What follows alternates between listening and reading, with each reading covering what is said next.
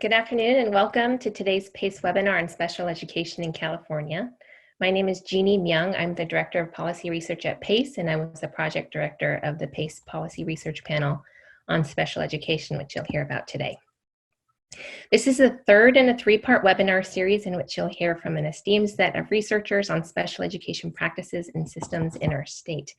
I'll start by summarizing some of the high-level takeaways from the previous two webinars that we've had, which will set us up to hear about the systems California needs to put in place to support these evidence-based practices in special education. The publications are available on the PACE website.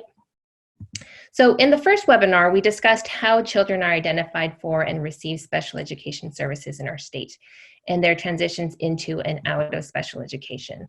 While we know that a coherent continuum of care that identifies student needs and guides students to the support they need when they need it is what we want for our students with disabilities, what we see from the research in California is that too often what we get instead is missed or late identification of needs and losing kids and families between the confusing and burdensome cracks in the process.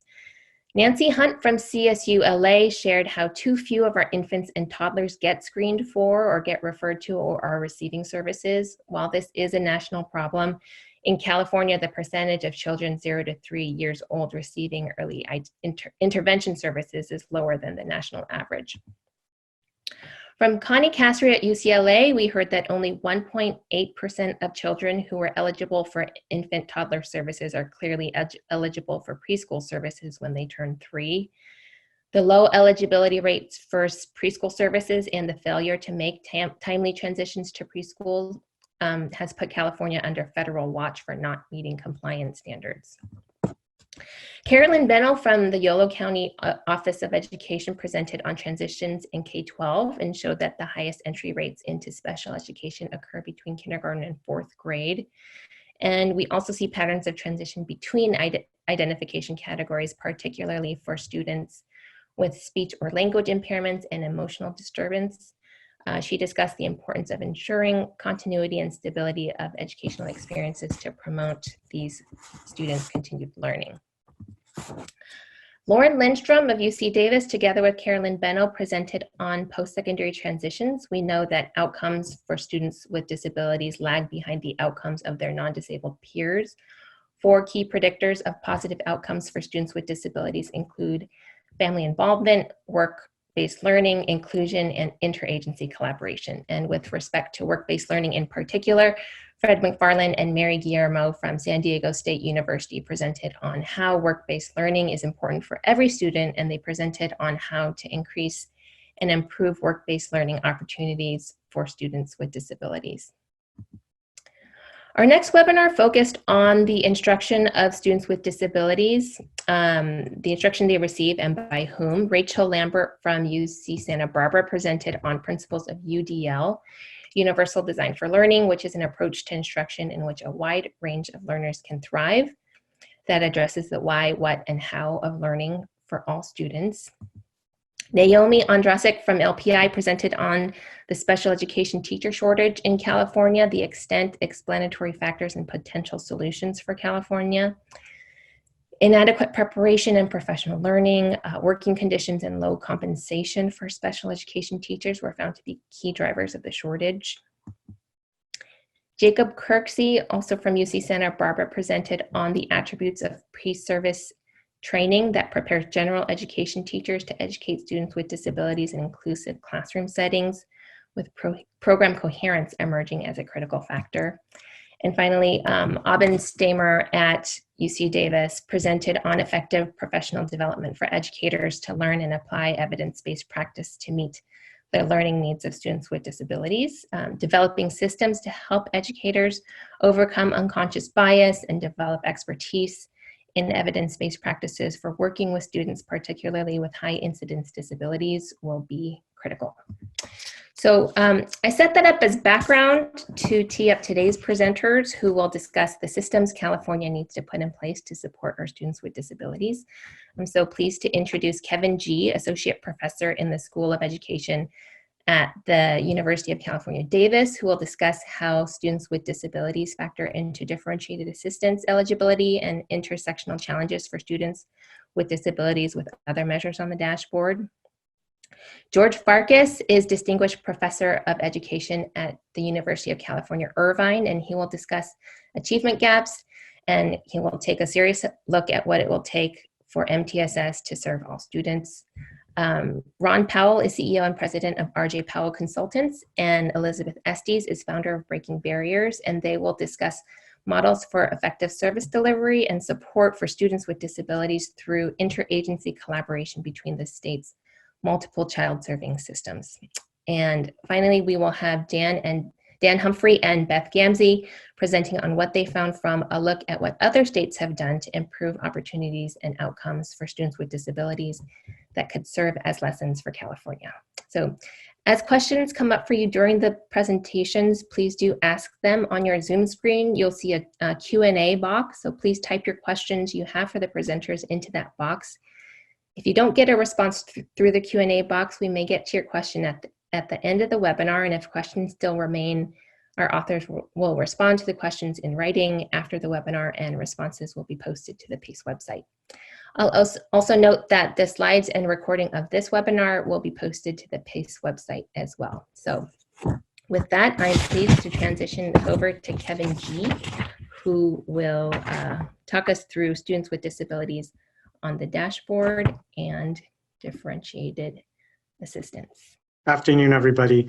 As Jeannie had mentioned, my name is Kevin G., currently an associate professor in the School of Education at UC Davis. So today what I wanted to do with my time with you, we have about 10 minutes together, is to give you a high-level overview of California's system of support, specifically a program called Differentiated Assistance, which I'll call DA, and how students with disabilities fit into that system. So what I wanted to do, there's really three objectives or three key questions I wanted to go over. The first is, what is differentiated assistance? I know some of you on this webinar already know what the system is, but I just want to make sure we're clear about what DA is and how it functions. So first, what is differentiated assistance and how do districts become eligible for it? Second thing I want to cover with everyone today is how do students with disabilities really factor into that eligibility for differentiated assistance? And then finally, I want to do a bit of a deeper dive on how district-wide performance of students with disabilities looks like on some of the key state indicators that underlie the assistance system, for example, chronic absenteeism, and how does that compare to students overall? So just to give you a high-level overview of differentiated assistance, many of you know that California has sort of this three-tiered system, level 1, 2, and 3. Differentiated assistance sits at that level 2 tier of assistance that are provided to LEAs or districts. And really differentiated assistance is individually targeted assistance that's really, focused on identifying key performance issues as they relate to some of the indicators. And it's also really targeted to highlight some of the disparities or gaps in performance that occur between student groups as well. In terms of who provides differentiated assistance, it can come through county superintendents, charter authorizers, the CDE, as well as the California Collaborative on Educational Excellence. So what does actually differentiated assistance look like on the ground? Like, what are the components? And this is actually specified in California's Ed Code, section 52071. And I want to highlight this is among other things. So it's a broad sort of suite of support services. But the ones that are specified specifically include, it could include identifying or helping a district identify its strengths and weaknesses. It can also involve supports involving academic experts or a team of academic experts who assist the school in identifying and implementing effective programs.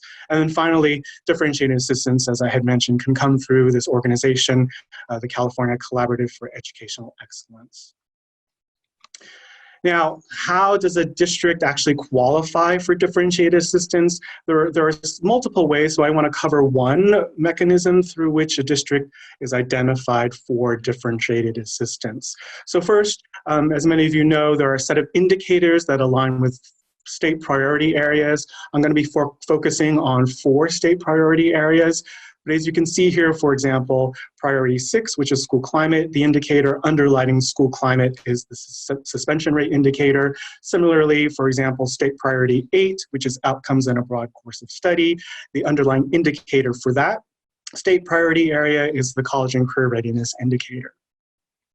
So given indicators that underlie these state priority areas, for each subgroup in a district, for example, students with disabilities, there are performance color codes, which again, many of you who have been on the California dashboard are familiar with.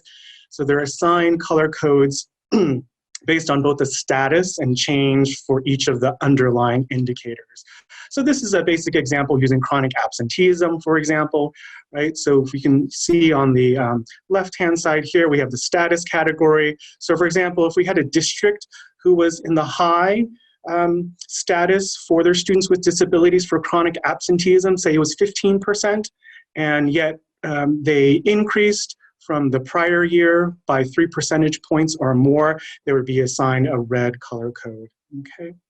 And again, we can do this for all of the other indicators. And just to let you know, I'm doing in like really short amount of time what's laid out in a pretty comprehensive 200-page technical dashboard guide that the CDE has put out. So, you know, I'm giving a high-level overview and not necessarily getting at some of the more nitty-gritty nuances. If you want to learn more about the nuances about this, definitely consult the California technical dashboard guide on this. So after these color codes are assigned, then one way a district can be identified for DA is if one or more of their student groups in a district has red performance level on an indicator for at least 2 of these 4 state priority areas, okay? So just as a basic example, a district will qualify for differentiated assistance if its students with disabilities population was red on chronic absence, which is priority 5, and red on suspensions. Okay, so that gives you, again, a good overview of how a district actually qualifies for differentiated assistance. So let's turn to how students with disabilities are factoring into this differentiated assistance system. So we have about 1,000 districts, a little over 1,000 districts. About a third of those, around 333, qualify for differentiated assistance using the system that I just told you about in 2019. 187 of those 333, so about half, were identified based on the performance levels of their students with disabilities, and that's either alone or with other student groups. Now, among those 187, 114 were identified based on students with disabilities plus other student groups, and those other student groups can be, for example, foster youth or homeless youth or socioeconomically disadvantaged youth. But there's also 73 districts who qualify for differentiated assistance based on their students with disabilities populations alone. So I think it's important to sort of hone in on who those districts are and the types of supports that they may need to support their students with disabilities. So I think one thing that this differentiated systems does is it allows us to really look at the intersectional challenges, as Jeannie had mentioned, that exist at the district level, district-wide level. So this table that you'll see in the report that I worked on really highlights where those intersectional challenges are happening. So for example, if you see the top row here, 35 of the districts that qualify for differentiated assistance based on Part due to their students with disabilities populations, 35 of those districts qualified because students had low performance levels in pupil achievement as well as pupil engagement, okay? That means they're red on ELA or math, or they're red on the graduation rate or chronic absence, okay? So these are 2 areas that kind of go hand in hand with each other when it comes to differentiated assistance for students with disabilities. Again, another 33 of these districts are qualifying for differentiated assistance based on low performance levels of their students with disabilities, both in pupil engagement as well as their college career readiness indicator. So again, I think differentiated assistance helps really shine a light on intersectional performance challenges of students with disabilities. So that's really just not, you know, pupil achievement that's driving assistance, it's pupil achievement plus other indicator areas. And in the policy brief that you have access to, I do even a deeper dive to look at the specific indicators underlying these state priority areas.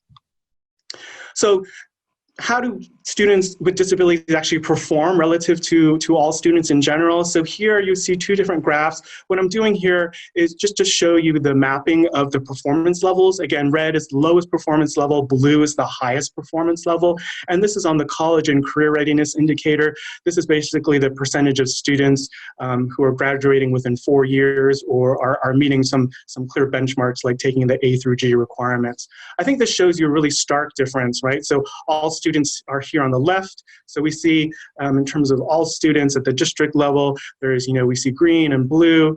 Here we see much higher concentrations of students with disabilities in the red and orange performance levels here. And I think this is critical when we think about students with disabilities who are sort of preparing to transition out of formal schooling into the workforce. A second outcome that I want us to look at is chronic absenteeism. I do a lot of work in this area. These are students who are absent 10% or more of the school year for any reason. You can see here when we look at the performance level of students with disabilities at the district-wide level relative to all students, I mean, we see something that may look comparable, right? We see sort of a higher concentration of students with disabilities in sort of this orange performance level, which is just right above that red performance level. But I think what's key is a differentiated assistance system is based on district-wide performance. And I think this is where it's important that we think about using the continuous improvement process to start drilling down deeper. And so this is a table on this next slide that actually comes from a second policy brief that you have access to as well, where we're using data from the core districts. These are some of the largest districts in California. And we do a deeper dive on how students are performing by disability category. So you saw in general the broader district-wide performance level of students with disabilities. Here, when we do a deeper dive by disability category, we see really interesting patterns by disability type in terms of chronic absences, right? So if we just look at this third line here, kids who have emotional disturbances, especially in 9th through 12th grade, 50% of those kids with the emotional disturbances in the core districts are chronically absent. So I think we need to be thinking about sort of drilling down deeper on some of the data that we have, especially when we look at students with disabilities by disability category.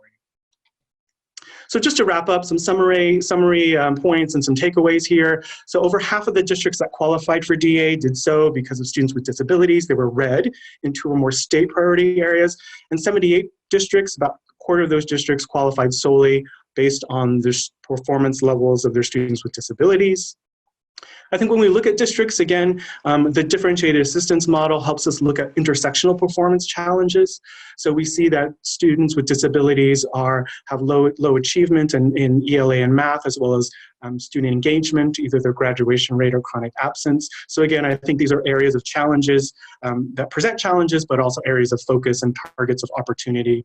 Similarly, districts are qualifying for DA based on both engagement as well as college and career readiness for their students with disabilities populations.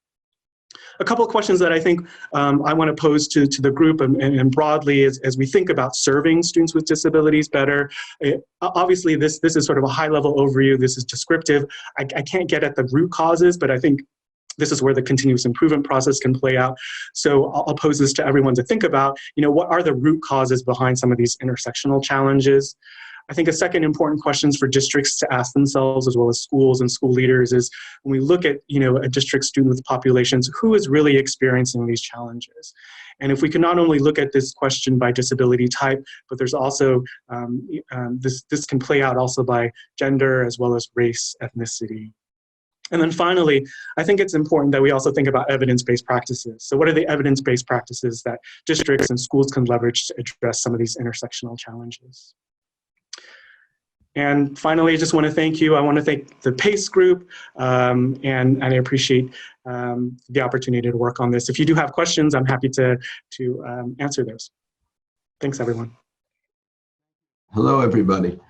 In this presentation, I want to try to bring into this California policy discussion 2 separate groups of people who we don't hear so much from. One is the national discussion of academic researchers about special education response to intervention and achievement gaps. And the other is the view from the classroom, where teachers are going about their business and being asked to do more and more. So to begin with, a lot of this discussion tends to have a negative tone to it because we're attacking such difficult problems. So understand that all the people I'm talking about and their opinions, we all want the most and the best for these children. So if you look at the state as a whole, 15 years ago, we were at the very bottom of the nation in reading and math achievement. And by 2019, we'd come up to 38th in the nation. So we are still below the national average. And I think that when you look at the performance of all our students, we should keep this in the back of our minds. It's not that we're doing great and we just want to do a little better. It's that we really need to do better. Certainly, these gaps in performance in reading and math exist at kindergarten entry. So the governor's plan to increase early education spending is well targeted, but by itself, that is not going to fully erase the achievement gaps. It's good to be reading ready and math ready in the fall of kindergarten, but the real details of these skills are learned in grades 1 through 3 and the basis for everything that comes later. And a lot of what I'll be talking about is predicated on the understanding that our students in grades 1 through 3 are not doing that well on a national standard. Now, let's talk about disabilities. The old definition of disability was a discrepancy between aptitude and achievement. And this has been rejected for many reasons. Basically, the aptitude and achievement scores are highly correlated. And so there aren't many people in this gap, and it's not a well-validated gap. And of course, if you really follow that definition, then you'll deny services to all the kids with, quote, low ability, because if they have low ability and low achievement, then they don't have a discrepancy. So beginning around 2000, there have been strong movements to change the definition of this. And some people have gone to this processing strengths and weaknesses definition, but it really isn't that good. This is the national discussion of it. It gives little clear guidance about which interventions to use to help the student with reading or math. All of this is a summary of my policy brief, and there are citations to the research literature supporting the things I'm saying. So the thing that has really taken over beginning around 2004, when it was written into the reauthorization of IDEA, is the idea of response to intervention. And this builds on what Kevin was just saying. 3 tiers of instruction, increasingly individualized. Tier 1 is for regular instruction, regularly performing students.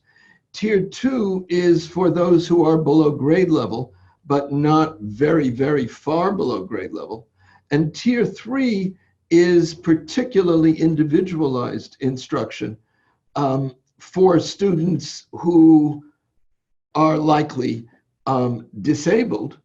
There's a whole literature discussion about whether Tier 3 is special education, but the literature I read says that more or less it is. As far as the equitability of special education services, one thing we should remember is that the overall definitions may be different from what is the truth on the ground. For example, it's been shown that when students are placed into special education, their chance of being so placed depends strongly on the performance level of the school they're in. So if you're at the 30th percentile in, say, reading, and you're at one of the highest performing schools, you could be at the bottom of that school and placed into special education. Whereas if you were in a low performing school, you might be perfectly average in that school. So contextual factors matter. In general, there has been much discussion of the idea that African American and other non-white students are overplaced into special ed.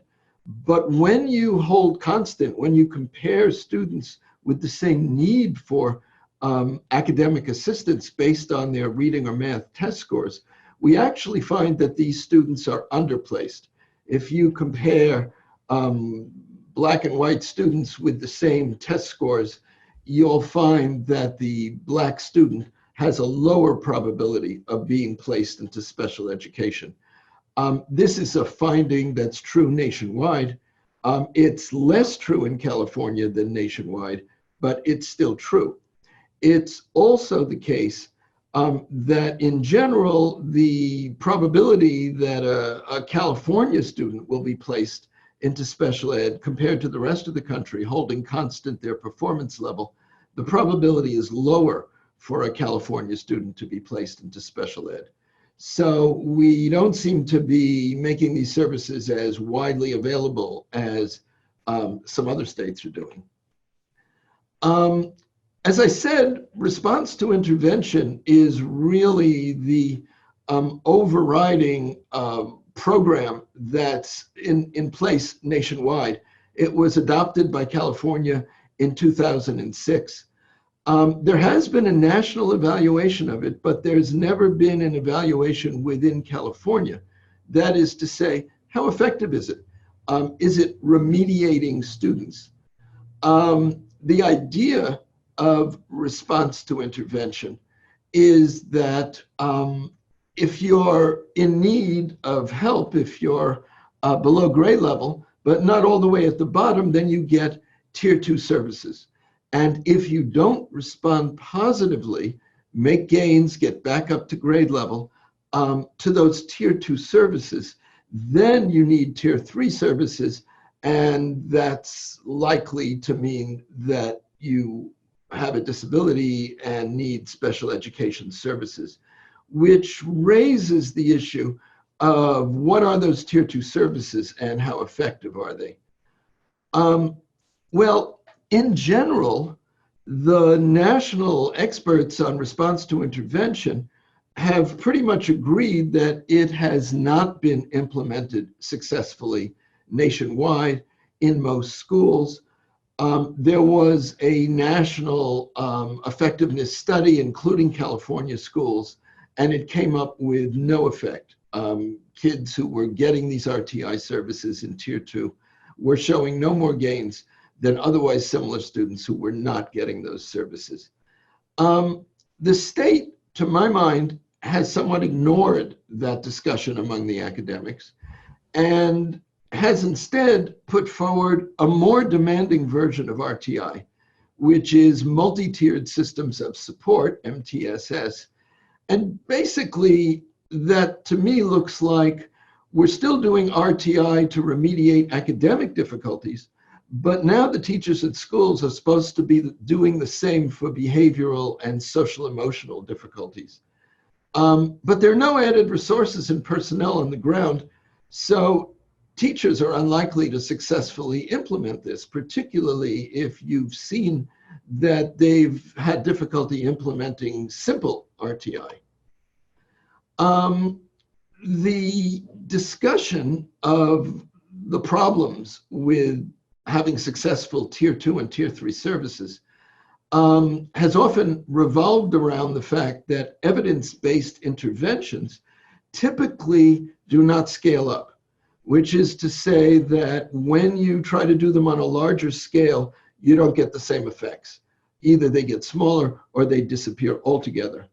The journal Educational Researcher, which is read by everyone in the American Education Research Association, their December issue was entirely devoted to the failure to scale up of these evidence-based interventions. In other words, implementation really is difficult, and it's something we finally have to face. Cautionary tales of failures to scale up are widespread. There was California's class size reduction. There was Success for All reading intervention, which helped with phonics, but suddenly did not help with comprehension when it was scaled up on a large scale. The Tennessee State pre-K the evaluation of special education itself, and RTI's national evaluation all showed a failure to scale up successfully. So what will it take to do this? Once again, I return to tier 2 interventions and the kids who should be getting them. You might think of these as the kids between the 10th and 40th percentiles in reading and math. Above the 40th percentile, you're performing at grade level. Below the 10th percentile, you're very low and need special education services. In my view and in my experience out in the schools, the teachers have been asked to add on to their regular jobs the need to create these tier 2 services without any special funds dedicated to them. One thing they could use is some help monitoring student progress every 6 weeks. RTI or MTSS mandate that the teacher should look at the kids' scores every 6 weeks and reallocate their scheduling to services as needed. It's not something teachers are easily able to do on top of everything they're doing already. The other thing is, what are these tier 2 services going to be? My own suggestion is dedicated instructional aides who have been trained to do this and who are inexpensive enough that they could reach the relatively large number of students who need this help. The extra resources needed to be provided directly at the classroom level, and given the national discussion, we really should not expect immediate success. Instead, there ought to be an acknowledgement that we don't, in general, get immediate success, and there should be plans for an iterative process of continuous improvement that includes data collection out in the districts where these programs have to be made successful. Thank you.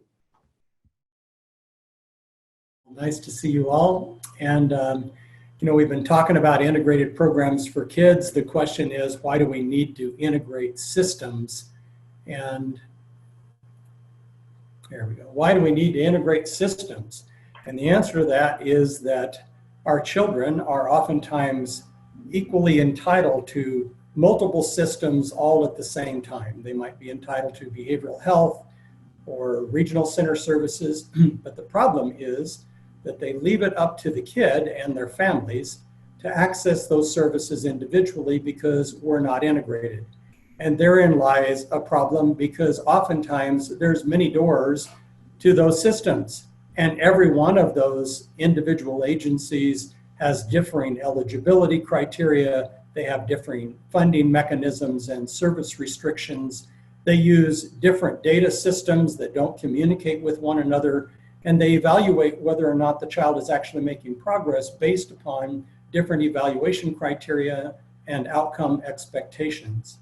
And once a child and a family does actually make it through to a particular service, then they're oftentimes faced with great inequality among agencies across the state in terms of the accessibility of those services. Rural areas oftentimes don't have services available in the same way that urban areas do, or the quality of service or the application of service is inconsistently available. And because you have to first qualify for the service before the service is made available, then early intervention and prevention services are something that a child does not have access to. And that sets up a system where the child must actually fail first and wait until they become of a severe enough nature to actually access the services that they need. So obviously from all of these, we can conclude that our systems are broken, at least in terms of being able to provide continuity of service to the children that they are designed to serve. And that is because there really is a lack of accountability around common goals.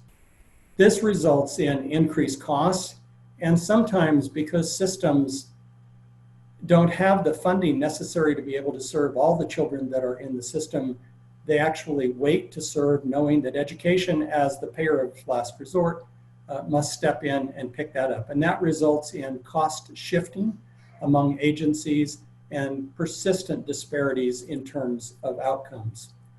So what models are out there where we're actually working together in the best interest of children? And there are a couple that can inform us about which way to go.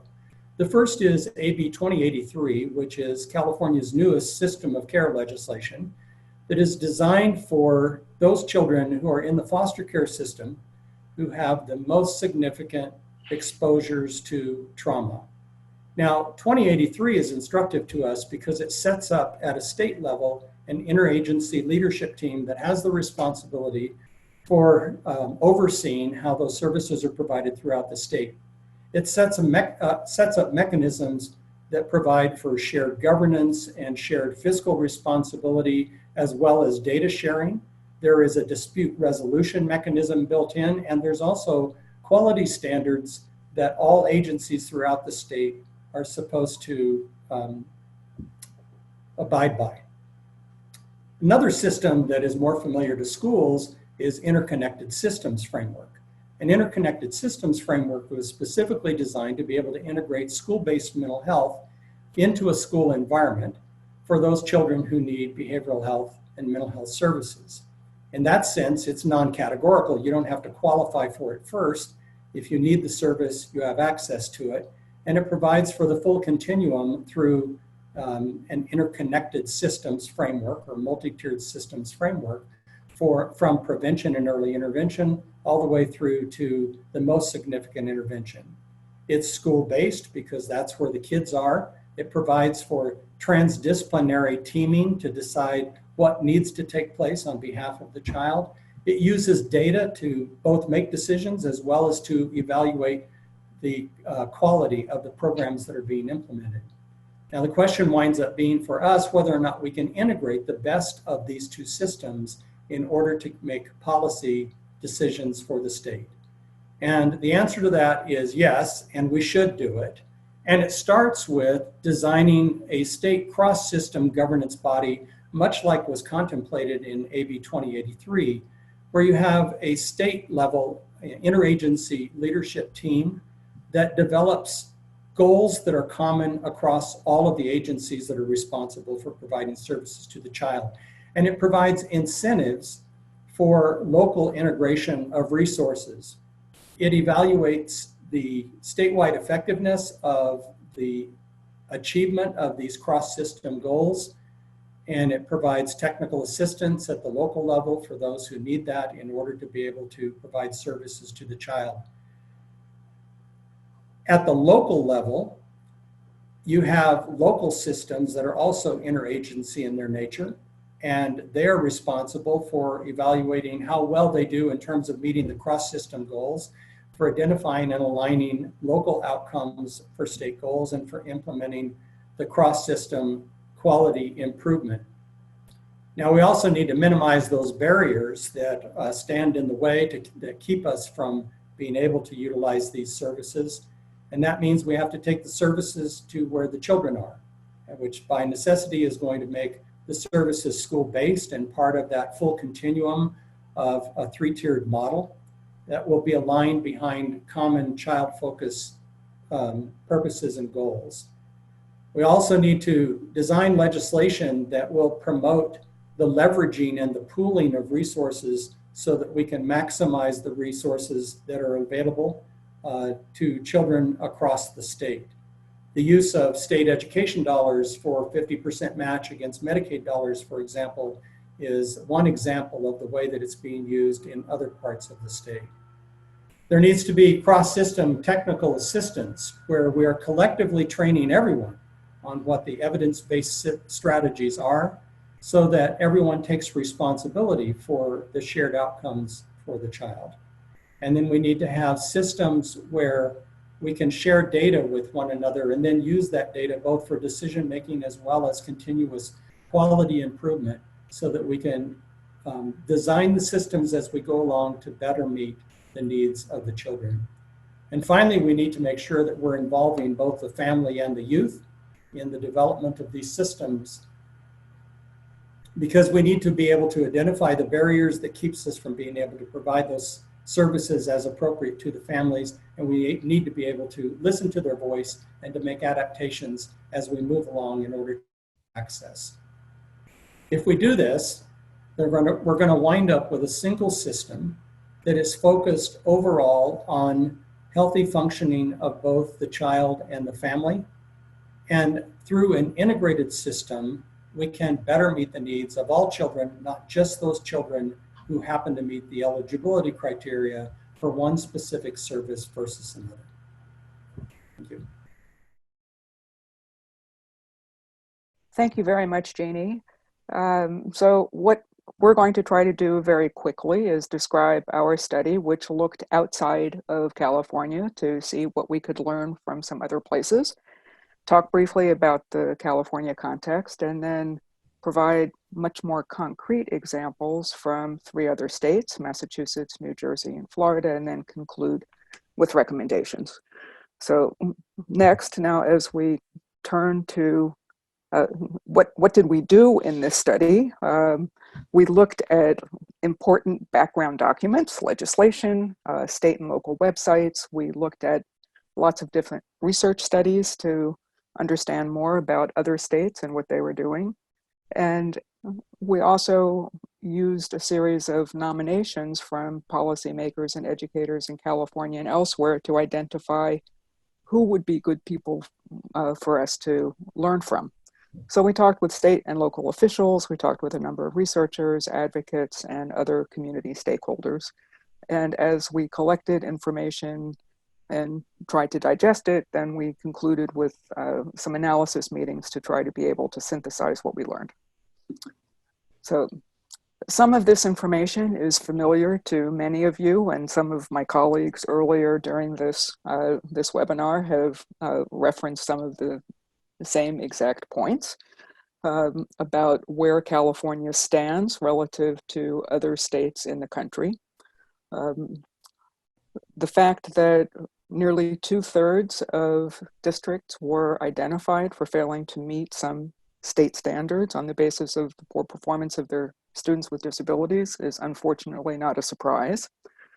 The fact that the inclusion rate for students with disabilities is considerably lower than the national average is also unfortunately not a surprise. And here are a couple of other indicators that can give us a little bit more urgency in thinking about why we care so much about learning what we can do. The caseload for special education teachers is almost twice as high in California as it is nationally. 30 students in California compared to 17 nationally. And a majority of first-year special education teachers did not even have full credentials.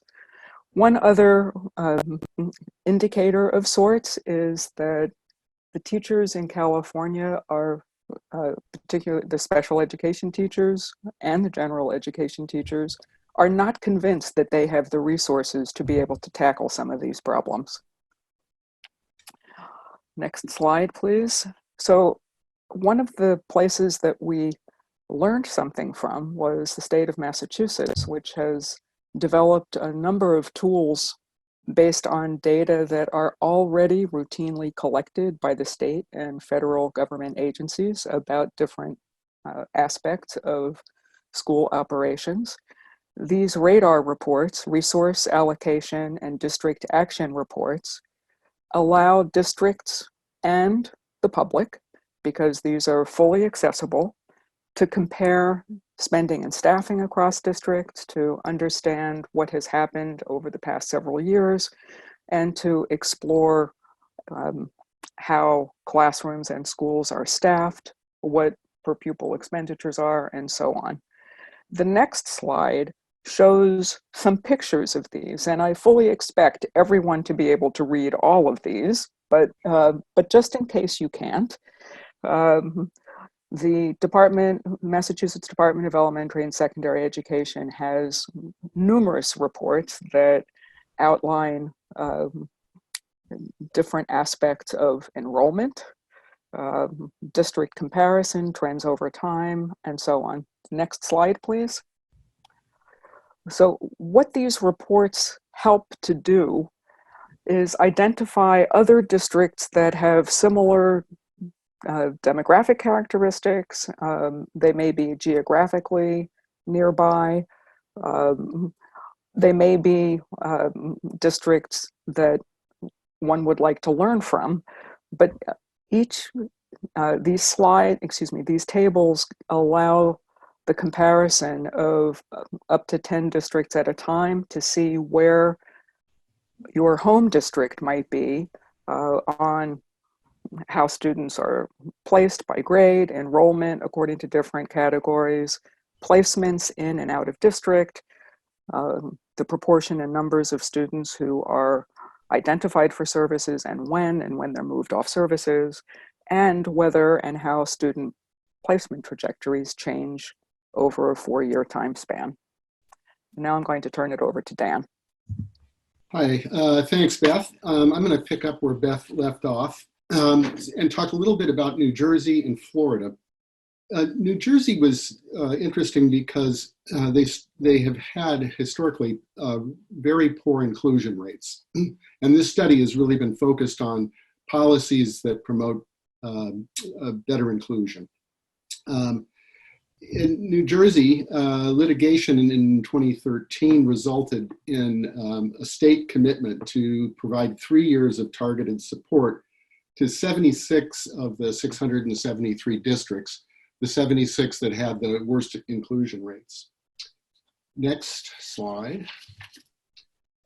So among the other things that the state did, they provided technical assistance to these districts around the areas that you see on the slide. And overall, the results were quite positive. A majority of the 76 districts, at the end of 3 years, had addressed the concerns in the lawsuit. Half were compliant in all areas, and the other half were compliant in most areas.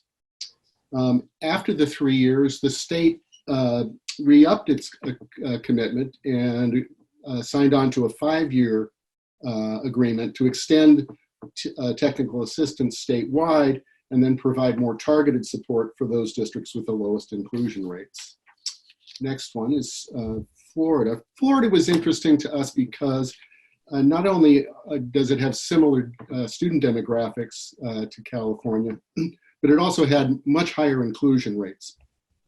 And part of this is a result of 2013 legislation that in which Florida clearly defined what inclusion meant. It gave a clear definition that featured not only what students with disabilities should receive, but also what teachers and administrators needed.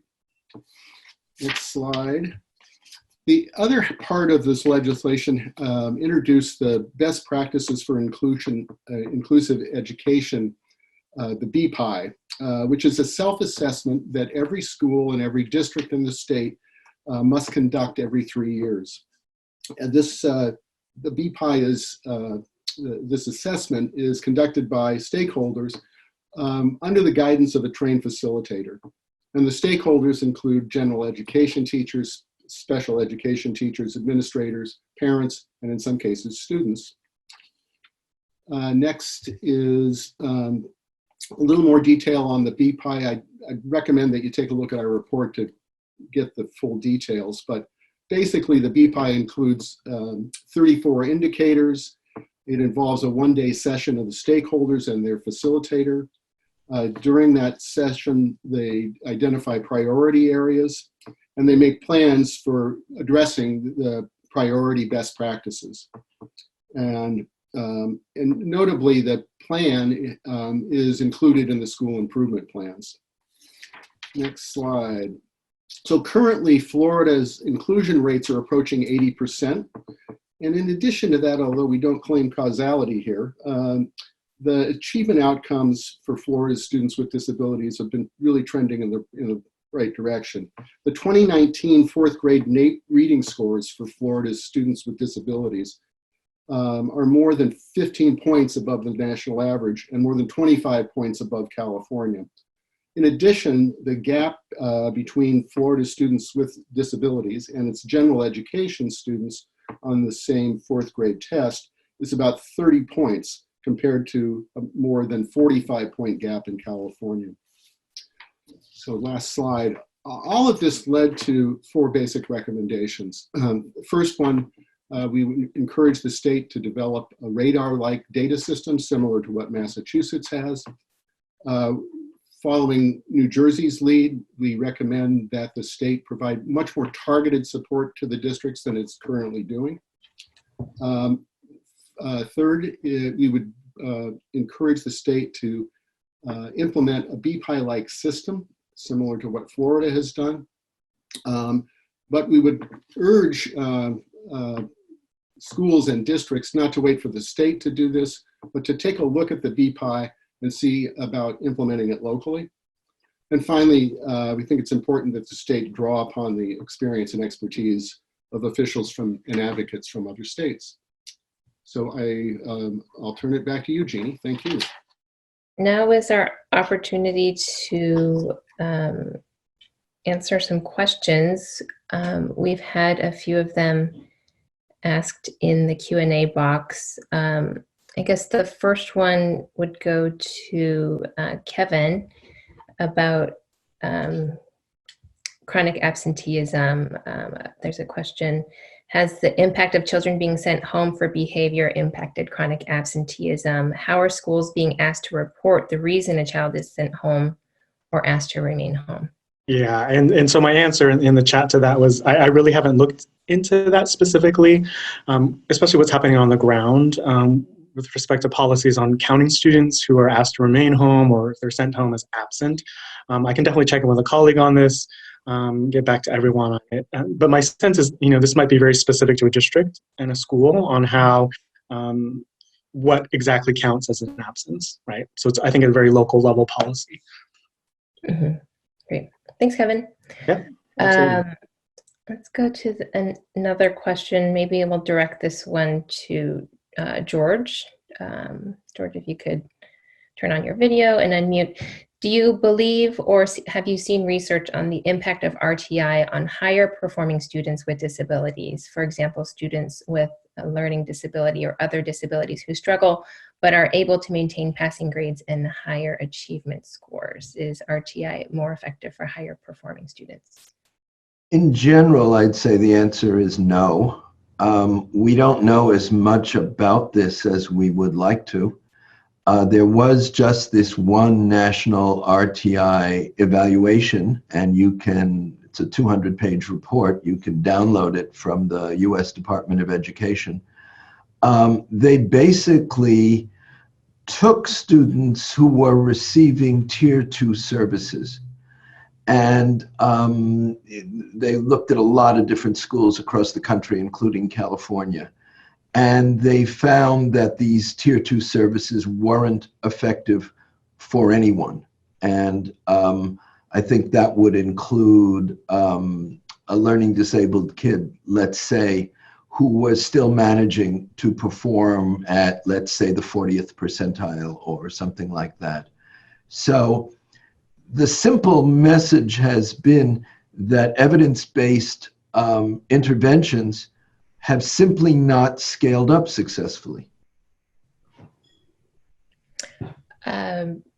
George, maybe we'll direct this one to you as well.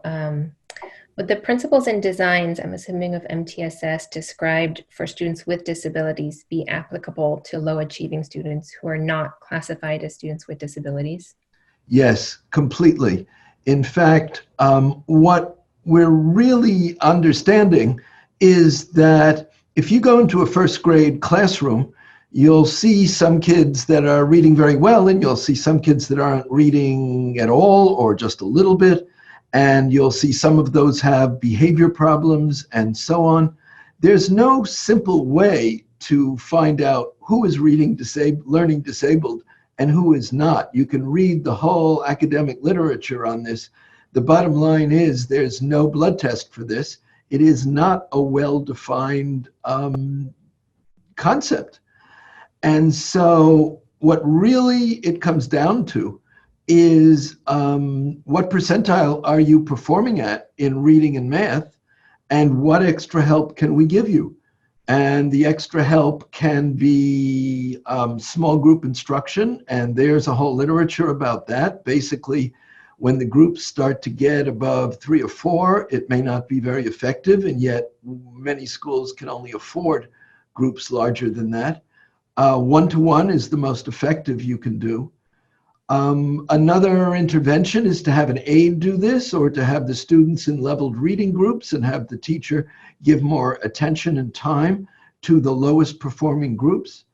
There's not an enormous amount of innovation in these services, and they are not provided in a rich enough way. And in general, they haven't been that effective when implemented on a large scale. Okay. I guess just while we're on the topic of RTI and MTSS, one more question. What has been the reaction to the disappointing results for RTI and now also MTSS? Is it welcome, dismissed? What should California do in response to these findings on RTI and its ineffectiveness? Well, that's what, my policy brief has more in it than I was able to say in 10 minutes. I really think we should take this seriously, which means studying it and intervening in it on the classroom level, and investigating what works and what doesn't in an iterative way until we get more success. The famous interventions that everybody talks about that were typically studied in a couple of schools with the researchers themselves doing the intervention had a lot of resources and a lot of attention to detail. And simply mandating that the teachers should get together and invent for themselves some of these mixed interventions, and that without some serious oversight and looking at data and iterative attempts to try it in different ways, it's just going to succeed. We've learned that it isn't. It's that simple. There is certainly a number of articles, including by the Fuchses at Vanderbilt, who, along with Sharon Vaughn, more or less invented response to intervention. And they've written papers in response to the national evaluation that showed no effects, which, by the way, was done by Russell Gersten from California. In Los Alamitos, he has his own firm.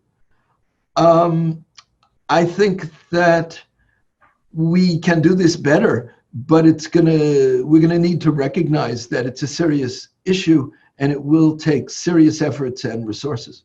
Great, thank you for that, George. I think we have time for one more question, and I'd like to direct it to Ron or Elizabeth. Maybe Dan or Beth could also chime in. I know this relates to maybe the Florida BPI, but we have a question about how can community engagement be incorporated into district and state level inclusion efforts? Ron, if you could speak from your experience or research.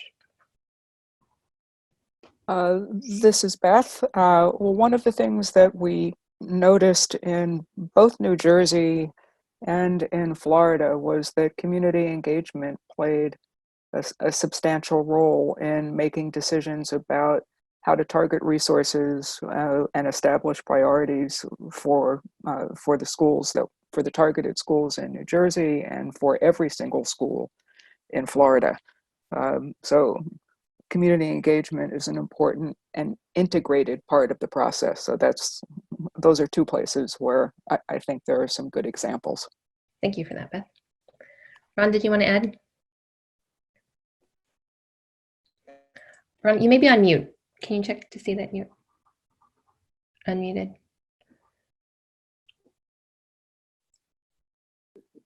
Jeannie, I'm happy to jump in here. Okay. One thing, the attractiveness of the BPI in Florida is it has a really natural fit with California's emphasis on local control. But in some ways, it goes beyond what California is doing. Right now, local control is really district control. And one of the nice things about the BPI is that it's not only district level engagement, but it's really school level engagement, and that's a very powerful place to have the kind of challenging conversations about best practices and inclusion, really at the local level, at the school level. Great, thank you, Dan. Ron, maybe we could try one more time. I'd love to hear from you. So, oh, there we go. So community engagement, as it has been pointed out, is absolutely critical to have collective impact on children. But the way that you engage community members is that you have to give them a meaningful role. So if I'm going to invite community engagement in making the decisions for children, they have to be equal partners at the table. And by equal partners, it means that they should not only be able to offer their own ideas about what is in the best interest of the child, but everybody checks their ego at the door. And that's the nature of a transdisciplinary approach, is that we all sit as equal members around the table with the child as the center of our attention in order to be able to best provide for their needs. Great. Thank you for that. I want to thank Kevin, George, Ron, Elizabeth, Dan, and Beth for your research and presentations today. We appreciate the evidence base you've built on behalf of students in our state. And thank you to all of you who joined the webinar. Resources from previous webinars are online, and a recording of this webinar will be posted shortly. And of course, the briefs and reports are available on the PACE website for those of you who want to dig deeper. Thank you so much for joining us.